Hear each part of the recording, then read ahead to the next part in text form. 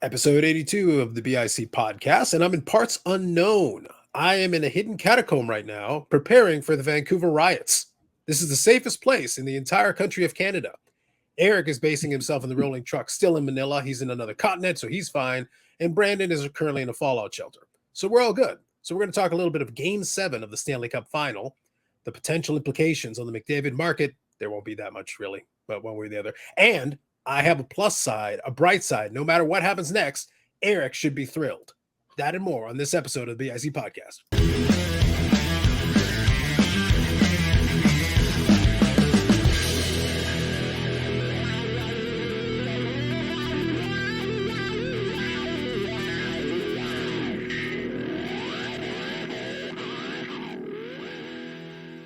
So, last hockey discussion of the season. Eric, how are you feeling on this final day of the hockeys? Disgusted. This should not be the final day of the hockeys. That should have been, a week or so ago. It is painful to see that Florida has blown a 3-0 lead and has now brought this to 7 games. Edmonton is now the hot team. I think they have to be favored tonight.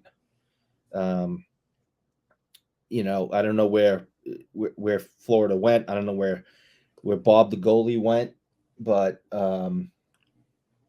it is brutal that this is the situation. But I'm sure Edmonton fans and everyone across Canada is very excited and happy.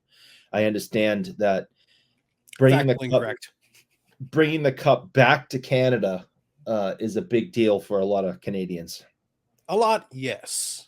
People in Calgary will be rooting for Florida. Yeah, that's probably true. The battle there are pockets of this nation that would rather the whole thing burn to the ground rather than Edmonton winning anything. So I'm just throwing it out there that let's just bear in mind there are some regional considerations we need to consider. But I will say this. There is an upside to this. I was explaining this to the gentleman before we hit record, and here it is. I'm about to give you the silver lining of this episode, brought to you by AMG Collectibles, which I'll get to in a second. Here is the bright side. Here we go. If Florida wins, then Eric has a correct prediction. Congratulations, yay you. Yay. But if Edmonton wins, not only does the segment of Canada that actually cares about that get their joy, Eric, but having lost a 3-0 lead in the Stanley Cup Final, officially for all time, makes Florida the greatest failures in hockey history and have a Hindenburg ending to end all Hindenburg endings. Therefore, as much as we would like to continuously mock you and ridicule with it, you could just say, at least I'm not Florida. That's a really good point. That is a really good point. You can't do worse, Eric. 3-0 in the Stanley Cup Finals. The last time that this actually happened, the Toronto Maple Leafs did a thing. Yeah, this may be a bigger collapse than the Bruins. I think you're right, and that will let the Bruins off the hook. So now I'm torn. I don't know what to root for. Now you see, Eric, I didn't tell the guys what it was before we hit record, but now, Eric, in real time, you are seeing Eric's reaction to my brilliant point. Yes, that it is. In reality, Edmonton's victory would completely get you off the hook. It would wash your hands clean of the horror, because you can say truthfully, we did not go to Game 7 of a Stanley Cup Final up 3-0 and blow a lead completely and totally and utterly, therefore shaming our state, shaming our city. It needs to be taken into the ocean and never spoken of again. Yeah, that I would like that. I'm just throwing it out there. Now, Brandon, I got a question for you. So I have positioned this because I thought about this earlier today. And part of the reason that I'm at bunker and parts unknown is that I'm currently dealing with the bubonic plague. But as part of the bubonic plague, it gave me time to think. It gave me time to reflect. And part of reflection here is I asked myself the question, Carlos, if in addition to being the worst defeat in hockey history, because this is the worst defeat of the modern era by far, and the last time this was even a possibility was over 70 years ago. Nay, over 80 years ago. I think it was 1942. So it's been a long time since this has even been in play in the hockeys. But think about it. Has there been a worse defeat in the championship round for a team that was up And I thought about this. The 86 Red Sox? No, Oh, not even close, because they were not up 3-0. no. They were not. So I'm sorry, Bill Buckner, you're off the hook. Congratulations. Don't even worry about it. Not you. 28-3. Nope. You know why? It was one game. They had basically a bad quarter and change. If they had a better quarter and change, they would have won. But they were not playing a series. So in football, there's nothing equivalent. You cannot blow a lead this way in a multi-game series. Didn't happen. Even looking at the 04 Yankees, that was in the ALCS. That wasn't in the World Series. You weren't up 3-0.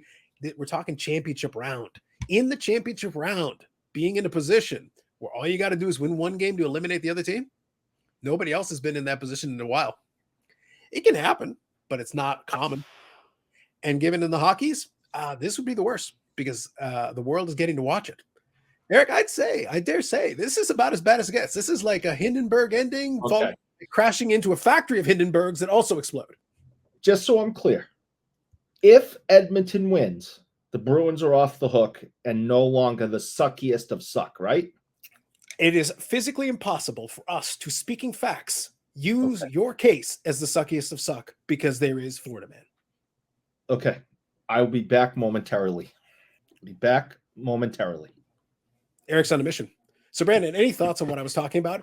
Can you think of anything that you would constitute as work? Like 3-0 in the championship round, Brandon. 3-0 in best of 7? That's tough. Well, I thought, and I guess I was wrong. Now, I'm going to throw this out there, and I Wikipedia'd this, okay? And it actually gave me all of the sports. So I guess, where did it go? I guess in the 2019 OHL Western Conference semifinals, the Guelph Storm ended up winning the series over the London Knights. So there you go. I'm throwing a Guelph reference for you. Go Guelph! But I thought there was an NBA series that was like a gimme, and the team was up 3-0. But I think you're wrong. thinking 3-1, and it was Golden State. I think it was 3-1. The year that Golden State broke the Bulls record. Yeah, but that was 3-1. Okay. Still a comeback. Still a big comeback, but not exactly. Yeah. Again, this is the one game situation. So I get what you're saying on the 3-0 and the collapse there. The closest thing I can think of, and again, this is the NFL, so it's one game, but if you go by quarter, it had to be pretty damn heartbreaking to have an undefeated season like the Patriots did and lose on the catch. But again, that was one game. So I think that's why I disqualified 28-3, because on paper, Brandon, 28-3 would be the worst. If we're talking one game sample size, that'd be like the worst. I'm talking the undefeated season going in. Nobody had the Giants even giving them a chance, and the way that whole thing closed out. This is big, though. Keep in mind, you guys are, y'all have been longtime hockey fans. I actually, when we did our little predictions, I said Edmonton. Part of that was because they beat Dallas, and if I was going to have to pick a team, I would rather see the team that knocked my team out win. But they also just looked good. And well played, Wade. Well played. You mentioned the McDavid thing. That team has more than McDavid, but he is the key guy there. If Edmonton wins, we said that it may not push McDavid cards further, but if his first Stanley Cup is a 3-0 comeback in the series, it'll give it a bump. My statement always was, I think the narrative, sells it more than even the outcome, because winning would have been nice for him, but it's a little bit baked in to his pricing. I think the narrative of the way they came back to, I think for him, and he's broken some records. He's broken some records. I think to put the cherry on top, a multi-point game here, maybe a goal or something, just to in the capper, I think that would put the cherry on top of the whole thing. what if it's the game winner, or what if it's the move, like the play he had against Dallas? I mean, I hated we lost, but I can't even lie. That freaking goal was sick. I mean, if he comes out and plays like that and puts on a performance and scores a goal or something like that, even especially like a game winner, this is it's a big loss for Florida, but this could be a massive game for McDavid, Draisaitl, and just their future. I mean, there's been a talk the whole playoffs about where Edmonton was, and they made the coaching change, and like in December or something, they were 10 points back out of the wild card or something like that. I'm paraphrasing here because I don't remember the full details, but it was like deep in the season they were out of the playoffs, and then they went on that winning streak where I don't remember how many games it was they won in a row, but there was a lot of things that they came back on, and now if they're here in the finals and come back on a 3-0 and actually win it, I mean, you have to look as a Nationals fan looking at what we did in our playoff run. Edmonton has to be having a similar feeling right now. And I'll tell you, as a fan, that Nationals playoff run, the Nationals could win another World Series and it would never match that 2019 playoff run. Just the way it all happened, the comebacks, the wild card game, like all of that. When things like that happen, it's special. And this would be special for McDavid. Outside of it being his first, this would be special for McDavid. Okay, so a couple of quick things. First one, I think if he had like a signature play, like what you're talking about in Game 7 in the clincher, he would end up on the opening sizzle reel for Hockey Night in Canada, the same way that Mario Lemieux did when he had that big rush against Minnesota. That was on the Hockey Night in Canada intro from the '91 Stanley Cup, where he basically deked the whole Minnesota team and then defeated him to get the goal. That got replayed on Hockey Night in Canada in the opening intro for years, in fact, for decades. So if he has a signature moment like that in a Game 7, he will be added to the sizzle reel. They'll tack him on there somewhere. That's first. Second, to your point, I think the narrative would be huge for him. I think it would give it a little bit of a boost, but my statement is always that there's a little bit of that already baked in. However, there would definitely be a boost. But third, and here's my question for Eric. Eric, if Edmonton wins and McDavid has a signature performance and all that, do they break ground on his statue before morning? Do they already have the shovels in the ground, starting to prepare the grounds for the statue they build him, or do they at least wait until daybreak? I think the fans are going to want that. I think the franchise would be smart to wait on a statue. So daybreak, as you're saying. So they'll wait until the first light and then put the shovel in the ground. Early. The fans will be out early with their shovels breaking ground. Can I chime in for 1 second? Eric's got a point on the team waiting, but I think the entire country of Canada, outside of, you mentioned Calgary, they might put a statue in every city, because it's been a long-ass time since Canada has had the cup up there. I'm also going to exclude Vancouver because they will be mid-riot. They will be a little bit busy. They will be occupied at that time. They do not have time to be building statues, Brandon, while they are rioting. Mm-hmm. I think it's been 30 years, 31 years. 93. Like I think 93 was the last Canadian team that won. It was Montreal. I've joked about this 150 times. It's always like there are some folks that legitimately worry about stuff like that. I'm sitting there like, for God's sake, guys, every single Stanley Cup winner has got like 85% Canadians. If you want a Canadian hosting the Stanley Cup or bringing it, literally, you can see it in every city in this country over the last 30 years. It is visited every city where somebody's brought it. Right. I think it's more important, though, to have the team as the champion than just a player from Canada. Because you think about it, like, what if the Blue Jays actually got good and made a run in, like, the entire country, here in the U.S., where all of the teams in baseball and the history of baseball here and everything, and the World Series trophy just hung out up in Canada for a while. People would hear 1992 and 1993. Yeah, they already did that for 2 years in a row. Yeah, they did that too. What I'm saying, like, people here would be pissed, or if there was a London football team or something and they just kept the Super Bowl over in London for 30 years, Or you mean like the Grey Cup with more than 100 years of existence was won by Baltimore? Something crazy like that? That'd be just Yeah, nuts. I mean, it's got to mean something. Canada is known for its hockey. And y'all have some really good teams up there, some history. It would be a big deal. And I could get why people would be like, this sucks. I actually made a joke, Canada forgot what the hell the Stanley Cup even looked like because it's been so long, So I don't know. It should be a good game. It'll be interesting to see. I think that's the hope. And also one more thing that I actually discovered earlier today. I went with the idea of doing a little bit of a hedge because again, I do enjoy the Schadenfreude, the odd little bit of Schadenfreude. I know, shocking but true. So I thought to myself, if Florida wins, that will amuse me. But how can I hedge on this? So I thought to myself, Eric, why don't I go to the wager machine and I'll make a little wager on Edmonton? So that I've got both angles covered. So no matter what, I will either cackle or I'll make some money. But it turns out, Eric, I don't even need to do that. I already did it before the series started. I got more than 2-1 odds on Edmonton. So I can't lose, Eric.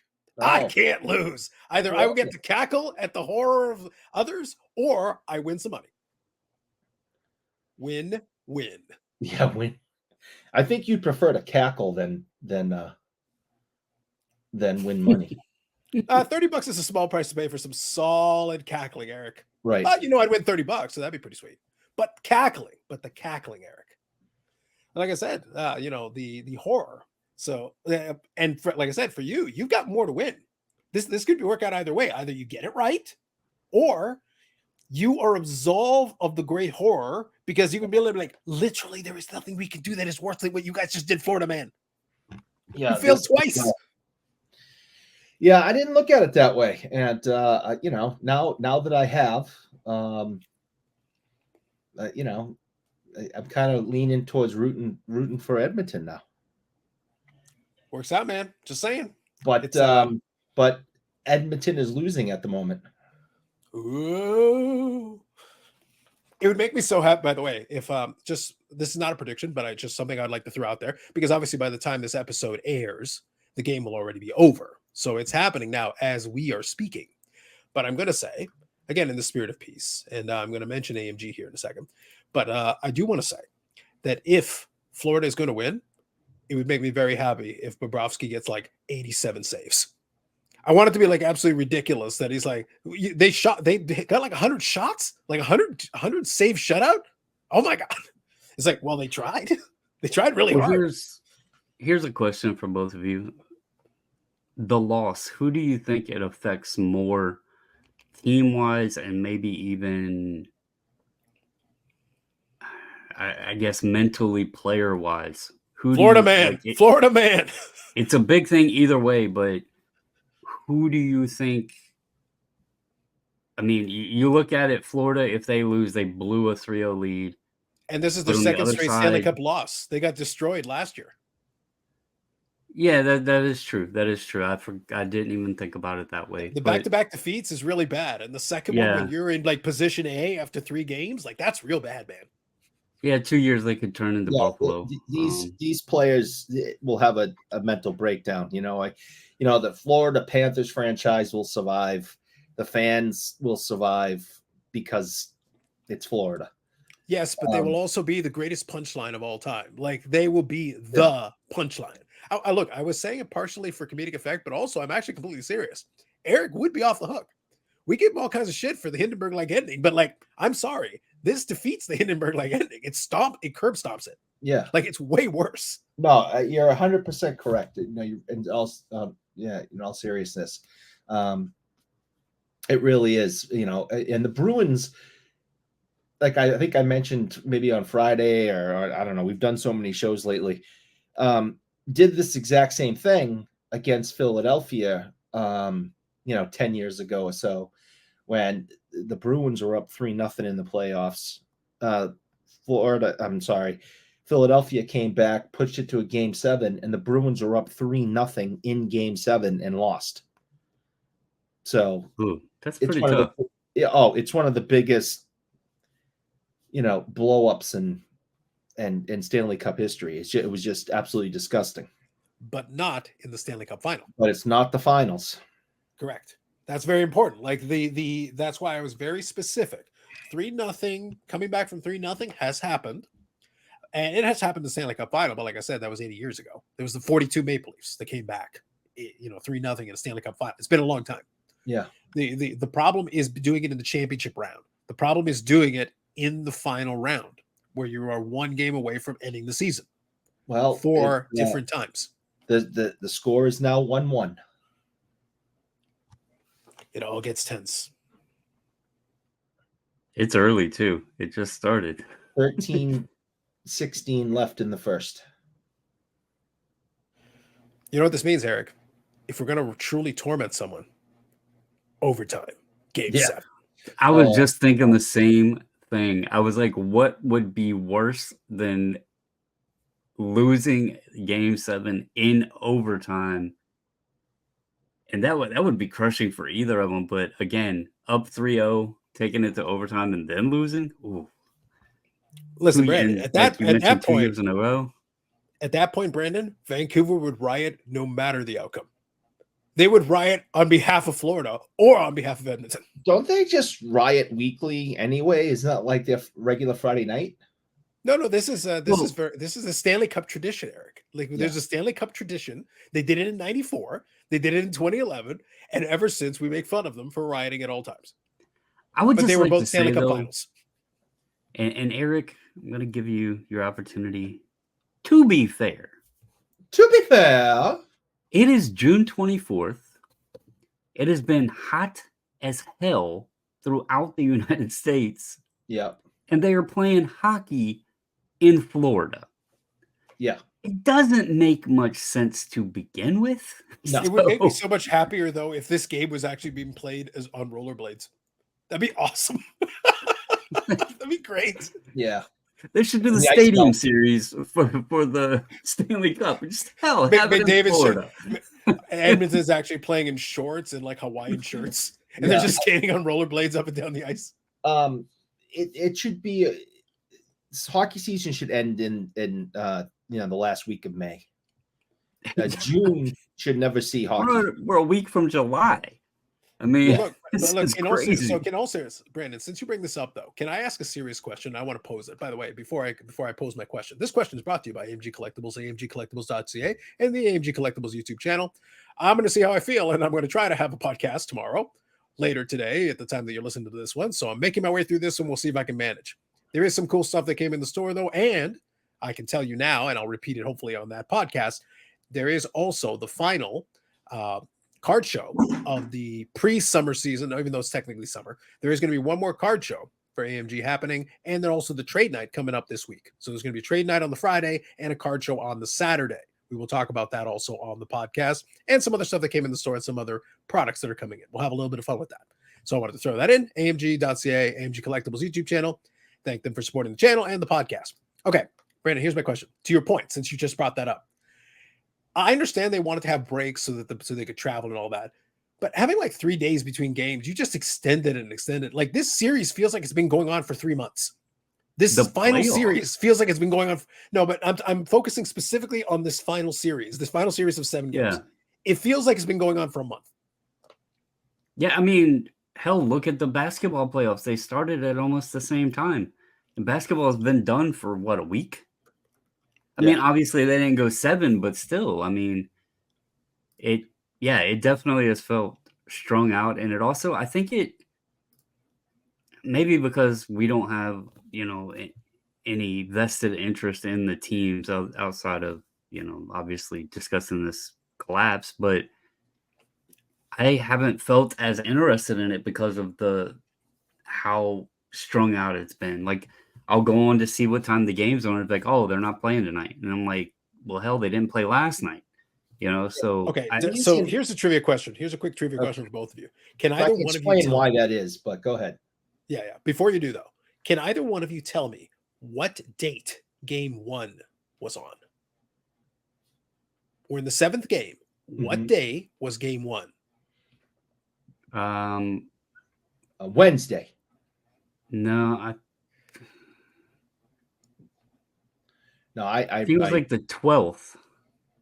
All right. Probably Eric, what do you think? It was probably 3 weeks ago. It was close. It was June the 8th.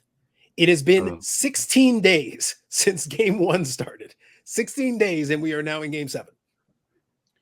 So to answer your question and gives you some context of why this happens is, these schedules are planned out in advance, long time in advance. And you also, the NHL, for example, is competing with viewers from the NBA. Their playoffs are at the exact same time. You cannot have an NBA Finals game and a Stanley Cup Finals game on the same night. That's not, you can't do that. You can't take viewers away from the other sport. So they have to work with, television people in the 2 leagues and the whole thing to say, okay, well, NBA's on this night, NHL's on this night, NBA's on this night. And then you realize that you have travel and these, and for the, for games 3 and 4. So they get a rest day in between that because of the traveling. And they have to keep going back and forth because you can't play. Now, the Celtics have been done for a week, but the schedule was made before all that because of ticket sales and making sure the building was available and etc. So even though the Celtics have been done, they can't move up all the games because they scheduled them out in advance. So that's why we're in late June and we're still doing this. If the NBA didn't exist, we'd be done by now. Counterpoint, I say we go with the Van Drager rules. If they die, they die. For goodness sake, I'm we can't just go. So we can't go curious. 16 days. 16 days. I completely, I understand like what Eric's saying, 100%. But I'm really curious what audience crossover there actually is. Like, how many of the people interested in watching the NBA Finals is really also watching the NHL Finals, and vice versa? This year, me. Usually not, right? The Celtics are in the finals. So they did this for you. Yes, they it's did. Pretty much all for Eric. Yeah. Okay. So that makes perfect sense. So no matter what, I'm watching hockey. Okay. No matter who's in it, I'm watching hockey. And the Celtics were in the finals. So instead of just saying, oh, well, if the game's on and I'm at a restaurant bar or with my buddies, yeah, I'll watch it. No, I'm like, I got to be home by 8. The game's on. So this year, yeah, I bought into both. First time probably since 2008.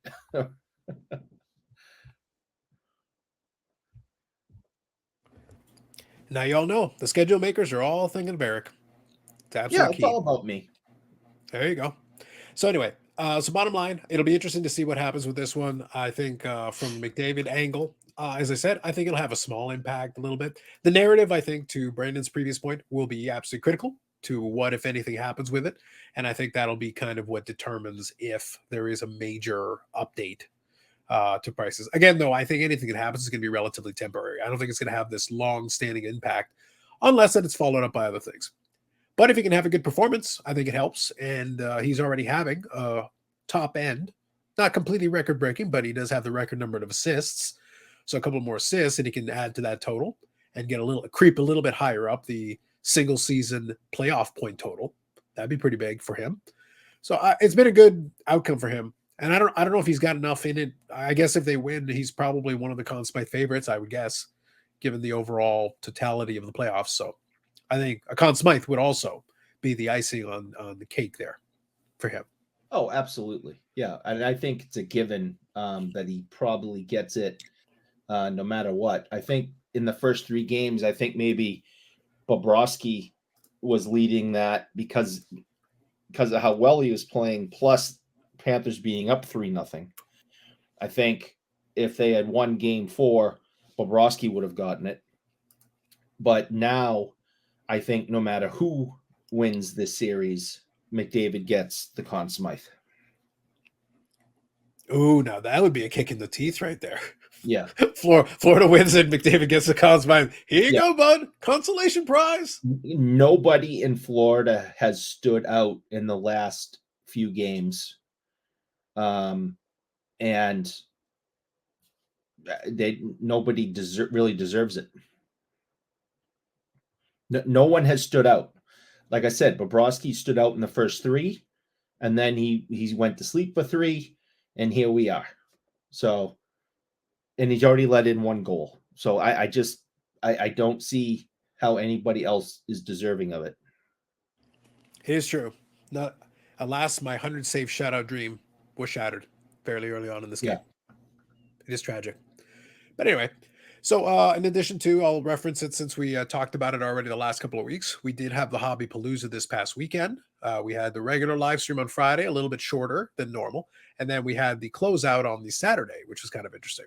I did laugh, though, that somebody made comment that it felt a little bit tamer. I do want to go a little bit behind the curtain to say 2 things. Number one, I was increasingly becoming under the weather. By the time we got to Saturday, I actually had a massive headache the entire time. During the live stream itself, I was able to make it work because we had enough people on there that could talk, and I could, my Schadenfreude fueled me to get me through the live stream. But also, to be fair, thank you, Eric. Look, guys, I'm going to be 100% transparent with you. Y'all think I'm going to play an exhibition game and use my fastball? Like, come on, we're using off-speed pitches and we're throwing a couple of changeups in there. Like, we're out there to have a little bit of fun. Brandon, we're not going out there throwing heat. We're not throwing smoke. Like, we're just doing an exhibition there. We're hanging out, having a good time. Trying to help a charity. Yep. Raise a little bit of money for a good cause. We were under someone else's banner, and we had to be ourselves, but we also had to, understand that we were under someone else's banner and be respectful. Plus, if I'm going to let Eric say something truly scandalous that'll be tremendously entertaining, then God damn it, I'm getting it on my own channel. Like, I'm gonna reap the full benefits of this. Bless the 4 collectors for inviting us. We appreciate you. But if Eric is going to get some sweet monetization scandalousness, we're doing it on this goddamn channel. I think that's fair. Just want to make sure we're all on the same page. Again, I think when the lawsuit happens, because I'm Carlos is in bold in the lawsuit, to get that press, to get that pop. We don't want to just give that away to someone else. I was just like, when I got off, I had to sit here and just soak it in a minute, because I actually kind of felt like, we were pretty well behaved on this podcast portion of things. We try to do the 5%, but I almost want to say that we were like treading on #scholarly on that live. I mean, yeah, we did, especially for the first hour. We did really well. that was #scholarly. I mean, so listen, man. That's all I'm saying. Like, all you got to do is just look at the difference. You look at Friday, and then you look at a thing like we had a theme. We had guests that were related to the theme. We actually stayed on task with the theme. And then at the 1 hour mark, less so. But even still, hey, listen, we did what we needed to do. We got in there, had a few laughs, threw a couple, swung for a couple of dingers, and moved on with their day. Everybody wins. I think it went well. I think I was we've made fun of everything over the years, but it's nice to be invited to the party and to be given the keys to Dad's car at the end was nice, and I hope that new viewers that popped in and stayed with Hobby Palooza all the way through and maybe haven't watched us before were entertained and maybe motivated to check us out further in the future. So, I was happy to do it. I thought it was a positive. And we learned a couple of wonderful things. We even had a little bit of wonderful reading. We added a little bit of culture. I'm not saying that there will be a continuation on Friday, but hint, hint, tune in at the beginning of Friday's live. Hint, hint. Just throwing it out there. So something you might want to bear in mind. If you know, you know. And I will include a link to our Hobby Palooza live in the description of this episode so that you can check it out for yourself if you wish on the YouTubes. Now, question. I don't know. I think Brandon may have referenced it a little bit. I watched a few. Did you guys watch any of the other lives? Did any of them catch your eye or listen to a little bit of it? Any thoughts or any one that stood out to you? I popped in to a few. I dropped a comment here or there, to kind of show support. But I didn't watch from dawn till dusk by any means. But I'd pop in every once in a while, hear what they had to say, get different, get to see different faces that maybe I hadn't been introduced to before, or hear different voices and their opinions on things. But I think it's fair. I think it is fair to say that not everything is going to interest you. When there was people that were showing off baseball cards. I can't stick around too long for that. But looking at the numbers, there's like 90 people watching, so do it. But I can't stick around for a long period of time and look at shiny new baseball cards.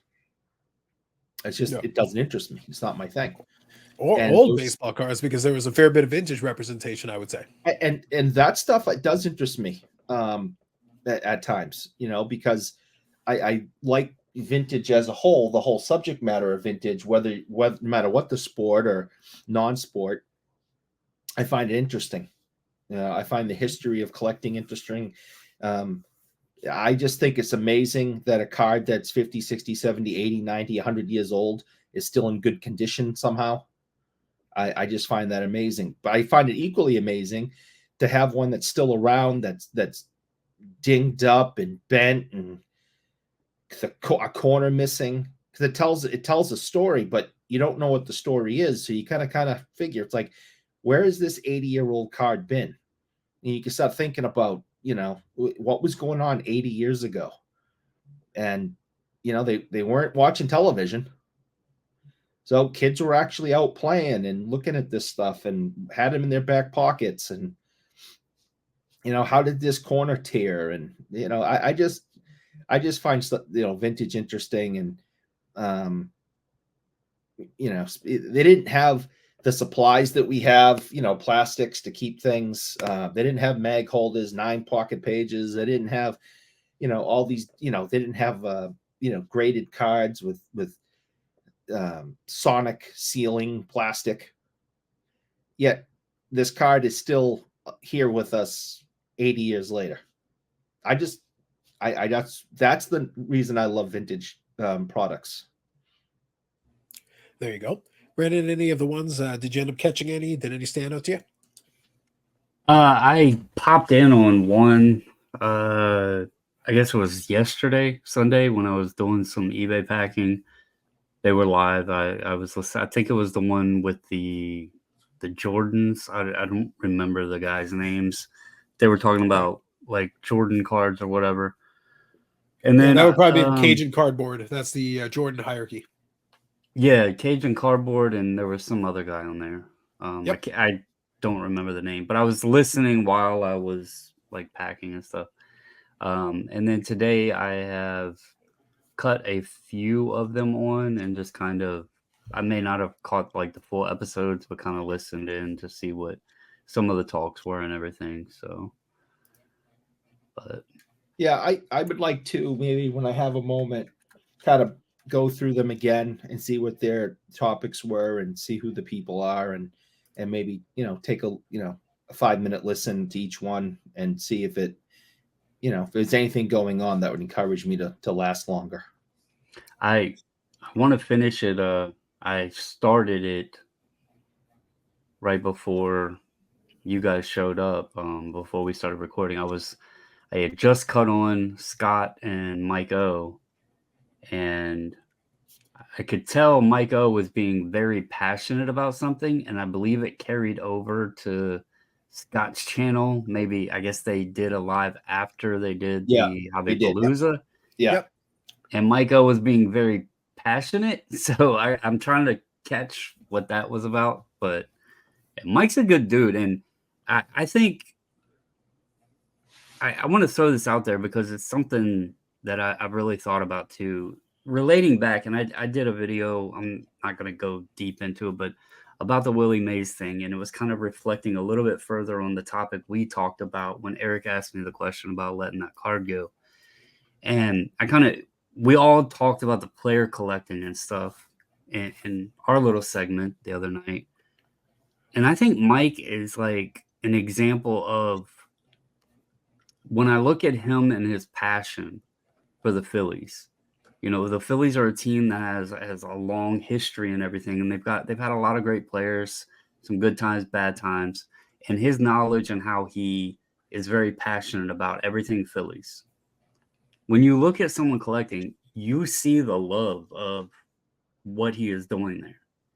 And that's kind of, and I can't say to that extent because obviously the Nationals don't have that history of that the Phillies do. They haven't even been around that long. They were the Senators back in the day, but there's a break there. My point to it is, when I was looking at things and asking myself, what did I like? Where was I having the most fun?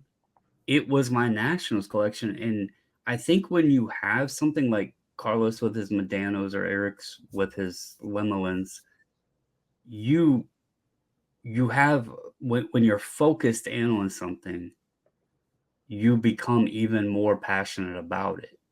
And I'm not saying people who are just out there collecting everything or going around trying to pick up anything and everything they can aren't, but I think when it is something that has a meaning to you, like a strong meaning, and that's why I threw Mike out there, his name, because he is very passionate, and you can tell those Philly pieces, that team, like his collection, he's very attached to it. It has a meaning to him, and it's great seeing that with somebody. And it's cool when he starts sharing things with his Phillies collection and stuff like that. So anyway, just wanted to throw that out there. Sounds good. Now, I don't want to put words in his mouth, but obviously on the Discord, we got a little bit of a sense of what I think now, having gotten that little extra piece of context. I won't put words in his mouth because I'm not 100% sure. It's something I can check in with him to be 100%, just to be totally sure. I believe it was one of the other live streams where there were complaints, or I shouldn't say complaints. I would say it's the old fashioned, I don't agree with this type of collecting. It's a waste of money. Like I said, I want to be 100% sure before I put words in his mouth, but I do know that it was specifically uttered, and this will be a good one that when I have more energy, I'd be happy to revisit this conversation. Maybe I'll save it for Friday when I should have my energy back. But the point is that the idea was, because it's not something that I collect, or it's not something I think much of, it's a waste of money. It's foolish to spend money on that, et cetera, et cetera. I'm paraphrasing, but that's basically the way it was uttered. And given where I think it came from, it was probably uttered in, of course, the most respectful, greatest of decorum. See, Eric, we had decorum in our live stream, at least for the first hour. For the first hour, we had much decorum. Much decorum. Yeah. And I have actually been somebody that's had to backtrack. That needs decorum. Statement.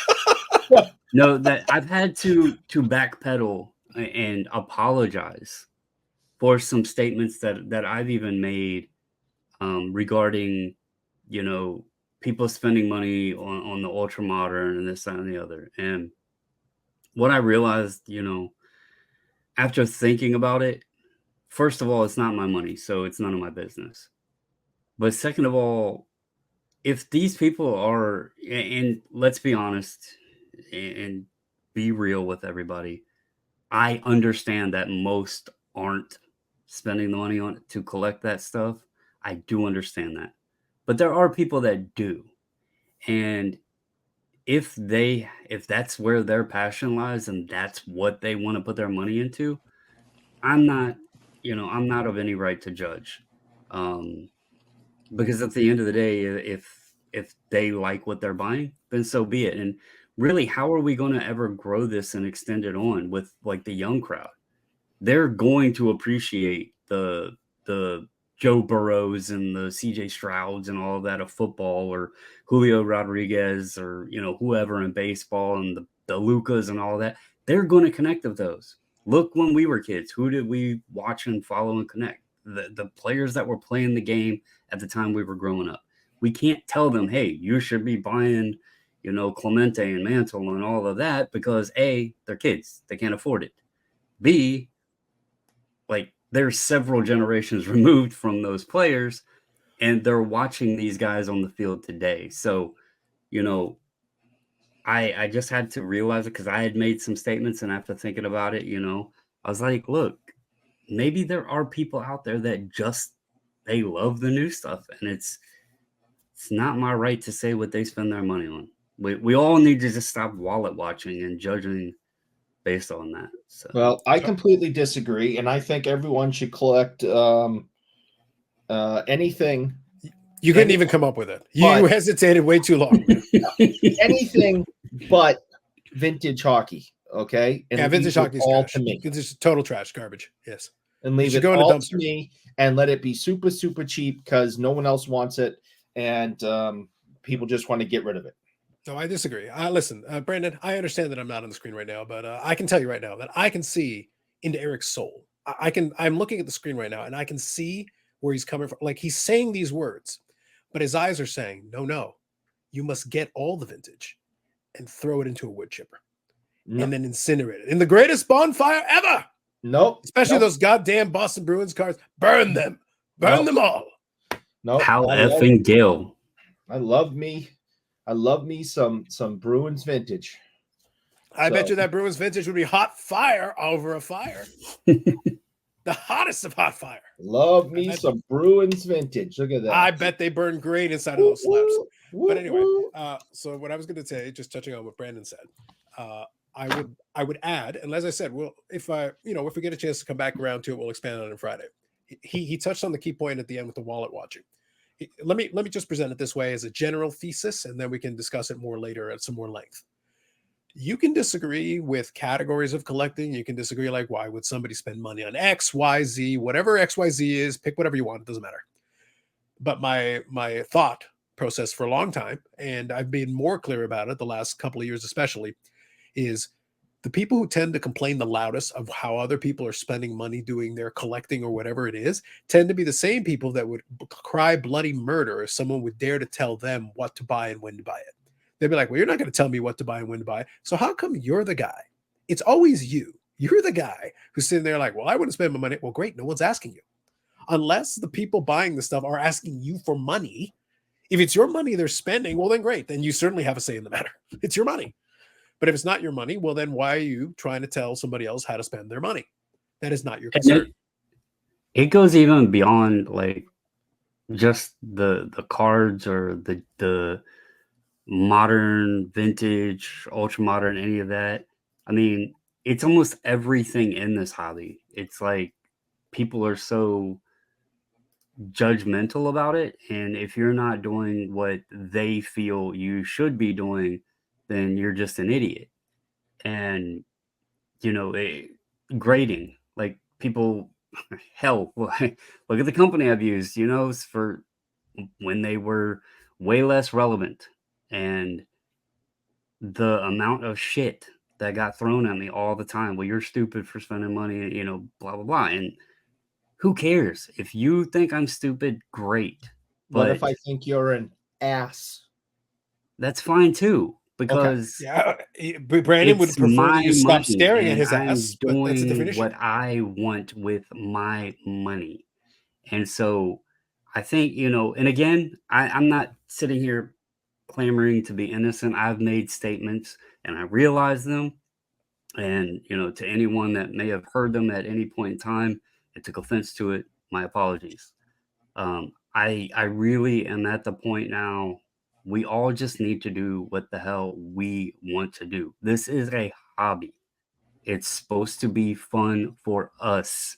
It's cool to share your cards and everything else, but sometimes people are gloating over it, or, people think that this person is better than another person because of what they have or whatever. It's like I've said, this card, means a hill of shit to 99.9% of the people out there. To me, this is one of the best cards in my collection because it took me so long to find it. So these pieces of cardboard are all meaningful to us, and they're meaningful in different ways. So, we shouldn't look at what people are doing as criticism. We should just appreciate that there's people that are all enjoying the same common interest, but in different ways, and that's okay. And who cares if somebody's doing vintage or somebody's doing ultra modern? If they're happy, they're happy, and that's what's most important. I mean, just before we went on air on Saturday night, I was talking to Jason, and we were disagreeing about what kind of autographs we like on cards, and we have the exact opposite opinion. And I use this as an example that I really like these cutouts, in the windows that sit back in the card. I think these are absolutely fantastic. I think these are better than stickers. I wish every autograph was like that isn't quote on card. I've had it explained to me by Billy why that actually costs a lot of money to do. So, stickers are the cheaper way. But he'd rather have a blue or silver sticker auto on a card than that. It makes no sense to me. And we had a quick little discussion, and both of us agreed that's what's great about this hobby. And you like what you like, I like what I like, and that's what makes it work. But Yep. he can't understand why I like these so much, and I don't understand why he likes blue or silver stickers. Do you feel that your multi-minute tirade discussing his heresy and threatening to burn the witch was a bit much, though? It was after the first hour, so no. Very well.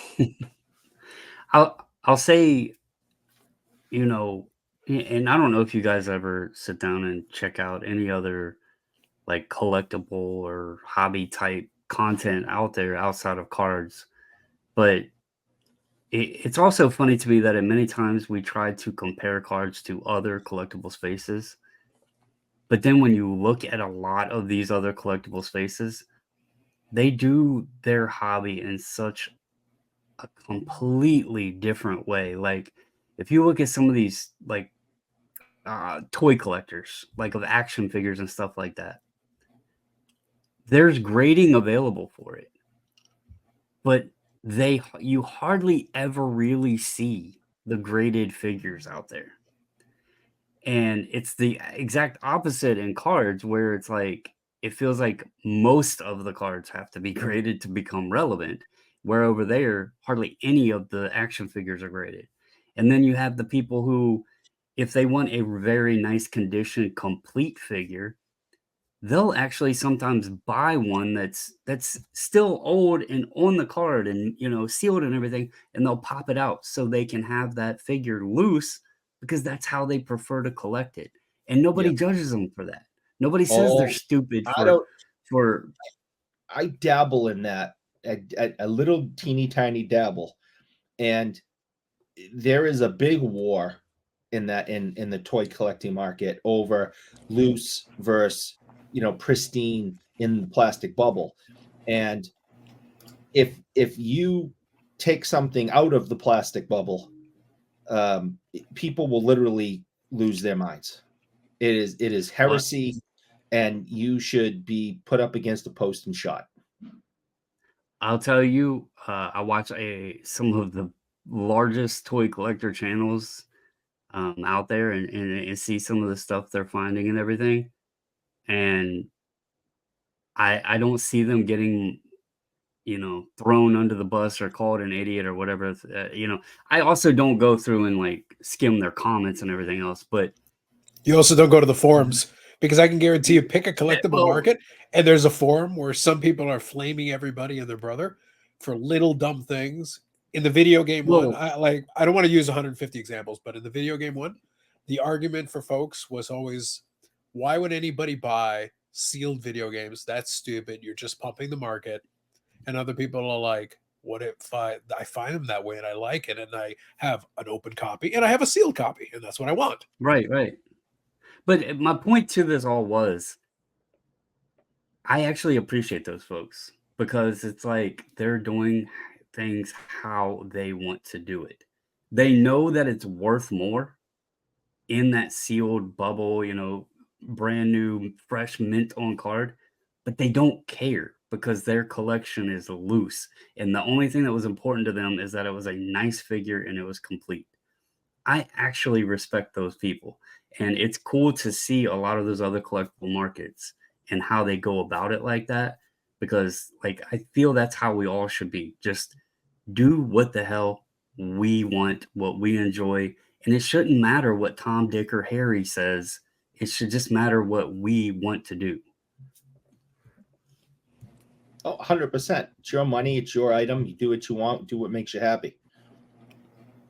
I could have a opinion over how I think things should be done in the hobby, and you do general, all the time. But to attack a person is inappropriate. To say you're stupid for doing that. I could sit here every Monday and say I think, in my opinion, the hobby should be done this way and this should happen. And with toys, if you get a Star Wars figure from 1977 still on card and in the bubble, don't take the damn thing out. But if someone spends $200 and goes home and takes the razor blade and takes it out and puts it up on a shelf, that's their business.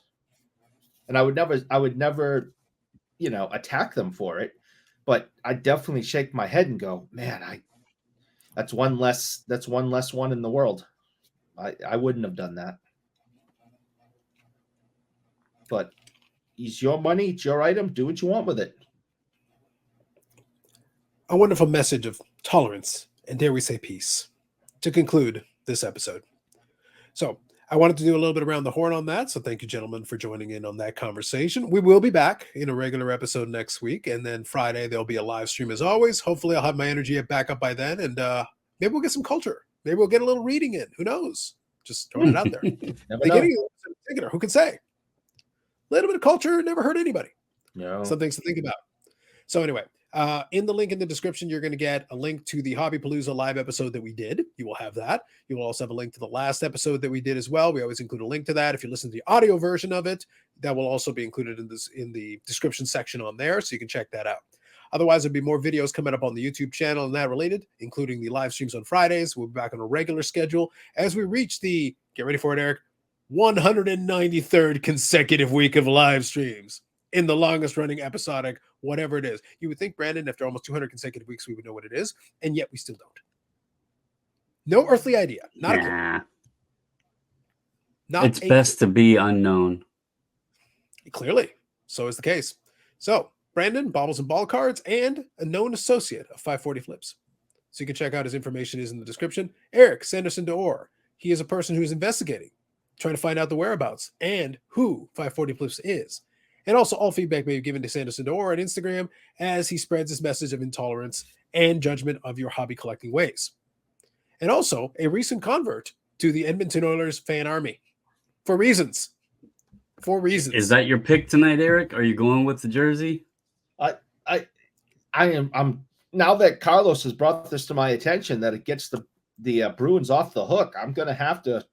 Only the Oiler victory can ever make him clean, Brandon. He will never be clean again if they do not save him. I'm between a rock and a hard place. I can either be right or the Bruins can get off the schneid. You can be absolved of your hobby sins. It's tough.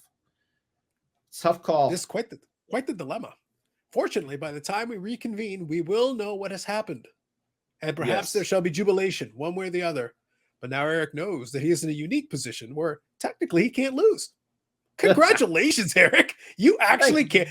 Wait, default. No matter what happens, you can't lose. Yeah. All right. On that wonderful note, we'll call this one episode 82 of the BIC podcast. Thank you very much. We'll catch you in the next one. Thanks, everybody.